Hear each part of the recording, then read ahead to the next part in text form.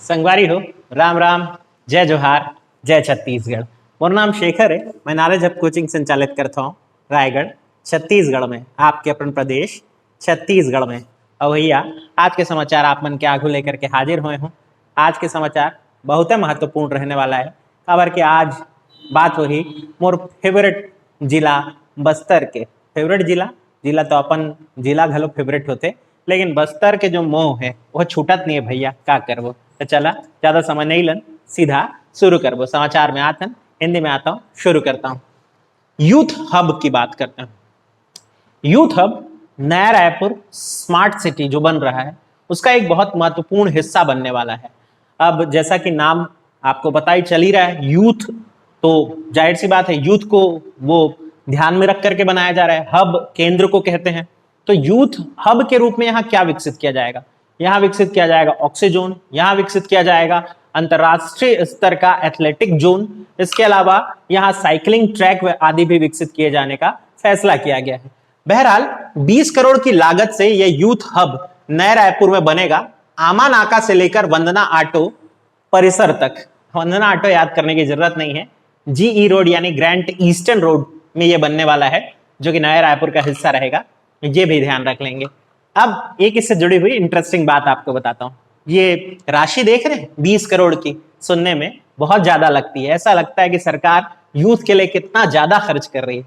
क्या आपको पता है जब यह प्रस्ताव बनाया गया था तब 100 करोड़ रुपए का बनाया गया था, और अब ये घटते घटते ना तो इसमें केंद्र शासन ने मदद की, न राज्य शासन ने मदद की, और ये प्रोजेक्ट अब 20 करोड़ रुपए में सिमट गया है।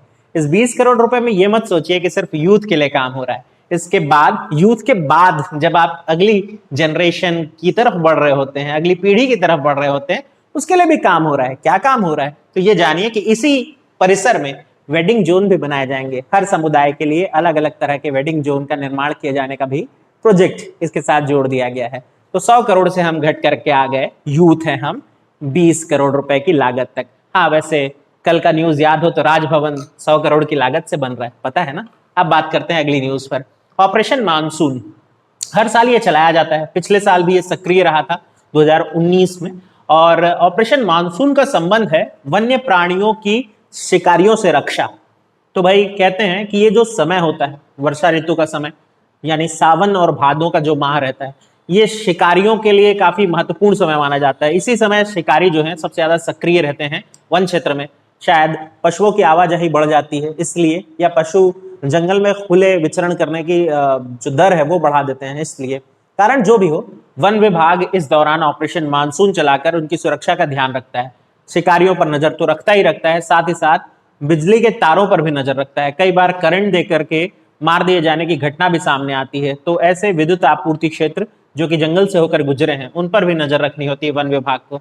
वन विभाग उम्मीद है अच्छे से ये काम कर रहा हो और इस साल पशुओं की कम से कम मौत हो। फिर बात करते हैं आलोर गुफा या अलोर गुफा की। बहुत महत्वपूर्ण क्षेत्र है। हम पहले भी न्यूज पे इस पर चर्चा कर चुके हैं। अब चूंकि कल ये उत्सव फिर हुआ तो हम इस पर वापस से चर्चा कर रहे हैं। आलोर गुफा या अलोर गुफा जो स्थान है वो लिंगेश्वरी देवी के मंदिर के रूप में भी जाना जाता है। कहते हैं साल में सिर्फ एक दिन ही ये मंदिर खोला जाता है। इसी माह यानी भादो माह शुक्ल पक्ष की नवमी के बाद के, आमतौर पे बुधवार को माना जाता है, उस दिन अगर ये बुधवार पड़े तो खोला जाता है। और इस दिन सारे लोग जो पूरे प्रदेश से हैं, जो देवी को मानते हैं या उनके आराधना करते हैं, वहां पहुंचते हैं। मेला लगता है। इस साल मेला तो नहीं लग पाया कोविड-19 के कारण, लेकिन फरसगांव करके जो गांव है वहां के लोगों के लिए जो आस्था का केंद्र है उसे इस साल वंचित नहीं किया गया। गांव वालों के लिए परिसर इस साल खोला गया कुछ निर्धारित समय के लिए। आप चर्चा में याद रखिए अलोर गुफा या अलोर गुफा को, संबंध लिंगेश्वरी माता से और जिला कोंडागांव याद रखना है। फिर बात करते हैं सीता नदी घूमर जलप्रपात है। नाम से तो आप समझ ही गए होंगे कि कहाँ है। सीता नदी बहुत महत्वपूर्ण नदी मानी जाती है इसी नाम के अभ्यारण्य क्षेत्र की। सीता नदी अभ्यारण्य जो कि टाइगर रिजर्व का भी हिस्सा है हमारे यहाँ। उदंती सीता नदी तो नाम सुना ही होगा ना, जिसमें उदंती गरियाबंद में आता है और सीता नदी धमतरी में आता है। तो सिहावा नगरी जो क्षेत्र है उस अभ्यारण्य क्षेत्र का हिस्सा है और उसी में ये सुंदर जलप्रपात मौजूद है। हालांकि पर्यटन की संभावनाएं होने के बाद भी अब तक प्रशासन इस पर उतना ज्यादा ध्यान नहीं दिया है। उम्मीद करते हैं कि प्रशासन ये सुन रहा हो और ध्यान दे। हमारा कौन देखेगा वैसे। चलिए फिर बात करते हैं सरकारी स्कूलों में भर्ती नियम की। तो भाई इस साल स्कूल शिक्षा विभाग ने यह साफ किया है, निर्देश दिया है कि सरकारी स्कूलों में भर्ती के लिए किसी भी प्रकार का शुल्क ना लिया जाए, यानी यह भर्ती प्रक्रिया निःशुल्क हो। एनरोल कराना होता है ना नाम, तो वो निःशुल्क होनी चाहिए।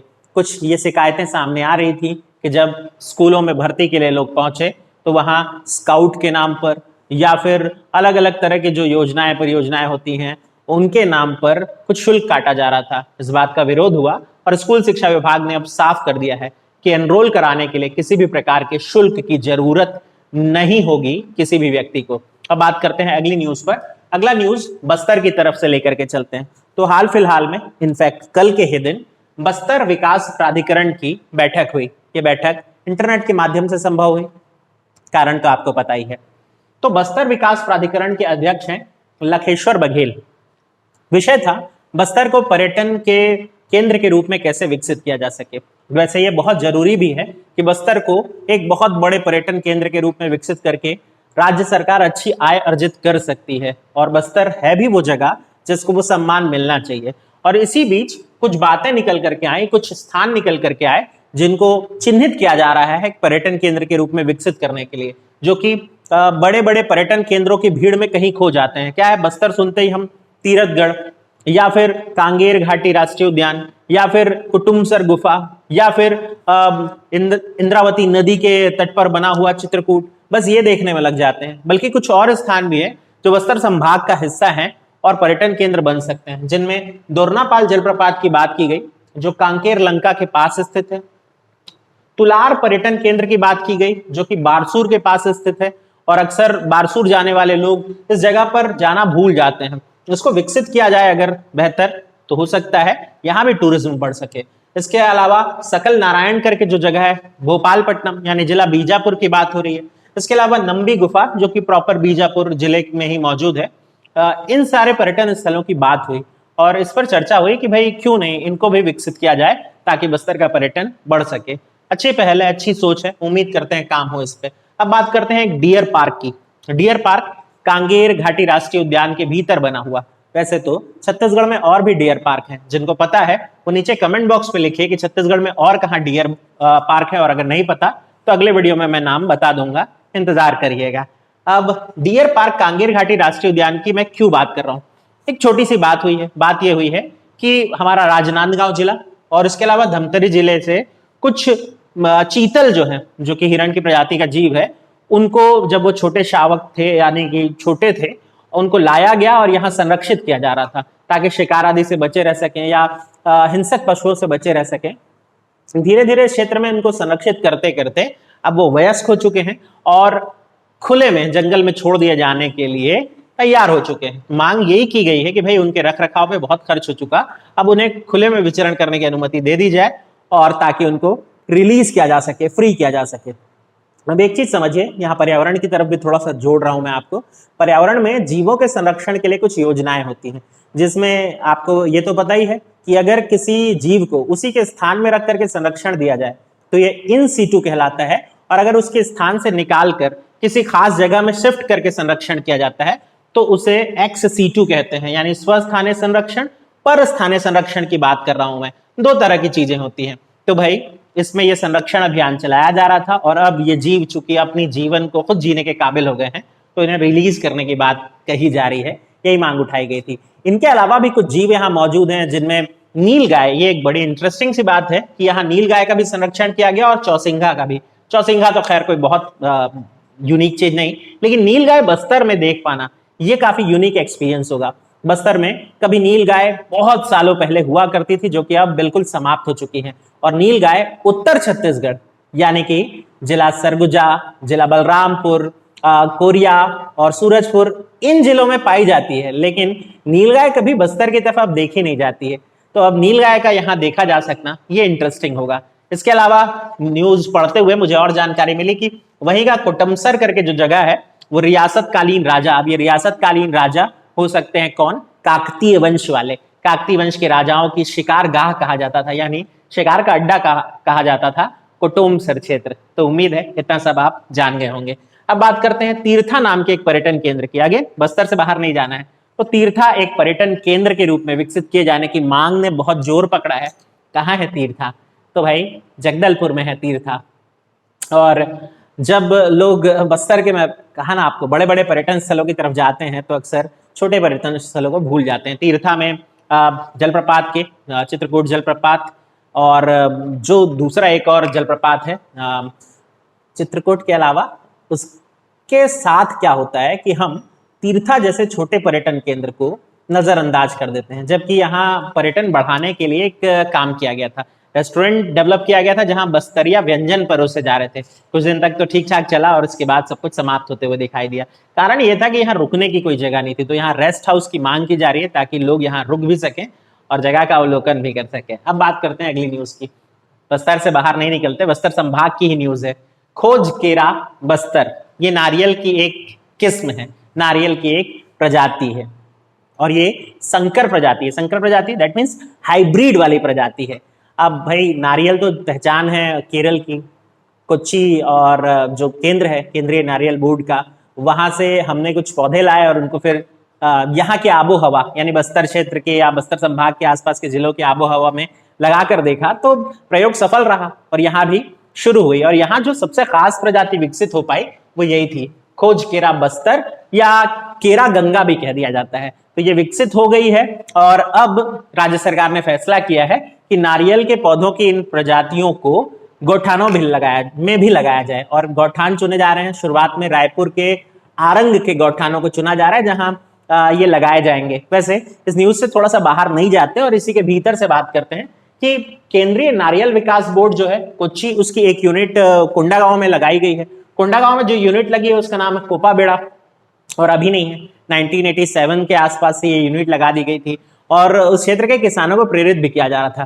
किसान जो कि नारियल की खेती करना चाह रहे थे, उन्होंने ये प्रयास किया भी, रिजल्ट भी अच्छा आया। 4 से 5 साल लगते हैं नारियल के एक पौधे को तैयार होने में, और मार्क माय वर्ड, जब एक पौधा तैयार हो जाता है ना नारियल का, तो 1 साल के भीतर एक पेड़ से आपको 1000 की संख्या तक नारियल प्राप्त हो सकते हैं। और ये बहुत बड़ी संख्या होती है भाई, केवल एक पेड़ से बात कर रहा हूं मैं। तो फिर ये प्रयास चल रहे हैं और छत्तीसगढ़ में बाकी की भी कुछ प्रजाति विकसित की गई, जिनमें लक्ष्य गंगा, केरा गंगा, आनंद गंगा जैसी प्रजातियां भी है जो विकसित हुई हैं। तो भाई कुछ नया हो रहा है और अब गौठानों में भी लगाए जाएंगे, देखते हैं क्या होता है इसका नतीजा। फिर बात करते हैं ताशी तोकिल और तेंजिंग नामजंग की। आप बोलोगे ये दोनों नाम छत्तीसगढ़ में कहां से आ गए? तो 2 नाम है, ताशी तोकिल और तेंजिंग नामजंग। ये दोनों भाई मैनपाट के हैं, और अब तो हमारे छत्तीसगढ़िया ही हो गए। मैनपाट यानी छत्तीसगढ़ का मिनी तिब्बत कहाँ है पता ही है आपको? जिला सरगुजा।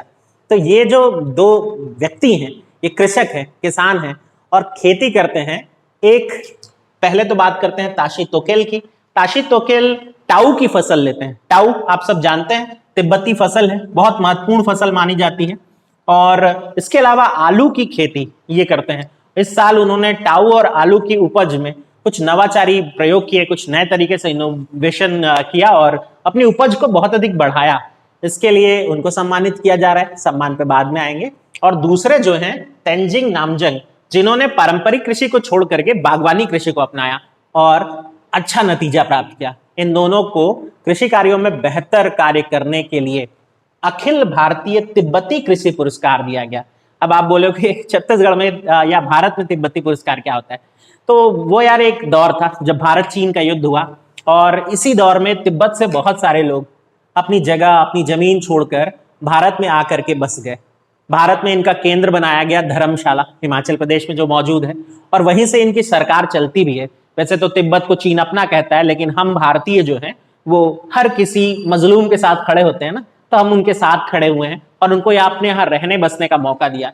और ऐसे तिब्बती अगर केंद्रों की जगह देखें जहां हमने तिब्बतियों को रहने की जगह दी, बहुत कम लोग को ये फैक्ट पता होता है, पूरे भारत में 54 ऐसे जोन हैं जहां हमने तिब्बतियों को रहने की जगह दी, जिनमें छत्तीसगढ़ उनकी आबोहवा क्योंकि मैच कर रही थी इस जगह से, इसलिए सरवाइव कर सकते थे। इसके अलावा महाराष्ट्र का भंडारा जो है वो बड़ा फेमस है। आप बोलोगे यही 2 जगह की बात क्यों कर रहा हूं? क्योंकि महाराष्ट्र का भंडारा और हमारे छत्तीसगढ़ के मैनपाट, इन दोनों के किसानों के बीच तगड़ा कंपटीशन होता है, और इसी कंपटीशन से जो पूरे 54 थे उनमें ये 2 जगह फाइनल में थी और निकल करके आए ये 2 किसान जो छत्तीसगढ़ के अपने हो चुके हैं। तो अब आपको याद रखना है ताशी तोकिल और तेंजिंग नामजंग को, इनको मिला अखिल भारतीय तिब्बती कृषि पुरस्कार। बधाई हो दोनों को। अब बात करते हैं सकरी नदी। सकरी नदी कवर्धा में है और चर्चा में क्यों है? चर्चा में इसलिए है क्योंकि इसका कटान क्षेत्र बढ़ता जा रहा है। नदी जब अपने तेज प्रवाह में बहती है ना तो अपने आसपास की मिट्टी को काटते हुए चलती है और इसीलिए तो वृक्षारोपण करने को कहा जाता है ताकि वो मिट्टी को होल्ड करके रख सके। पर कवर्धा के आसपास के क्षेत्र में ऐसा संभावना नहीं हो पाया और लगातार किनारों की मिट्टी कट रही है। इससे संकट उत्पन्न हो गया है किनारों पे घर बना करके रहने वाले व्यक्तियों के ऊपर। तो अब हम तो बड़े स्वार्थी लोग हैं, कोई डूबे कोई मरे हम वो नहीं देखते ना, हम देखते हैं कौन सी नदी कहाँ बहती है। सकरी नदी कवर्धा, याद कर लीजिएगा, नोट कर लीजिएगा। मिलेंगे कल के समाचार के साथ। अगर ये पहल आपको अच्छी लग रही है तो नीचे लाइक का बटन होता है वो दबाएं और मेरा उत्साह बढ़ाएं। जिन लोगों ने अब तक सब्सक्राइब नहीं किया चैनल, मैं ऐसा बार बार कहना अच्छा नहीं लगता, लेकिन प्लीज सब्सक्राइब करें। और क्या करना है आपको भाई, शेयर करें वीडियो। चलिए मुलाकात करेंगे, ध्यान रखना अपना और अपनों का।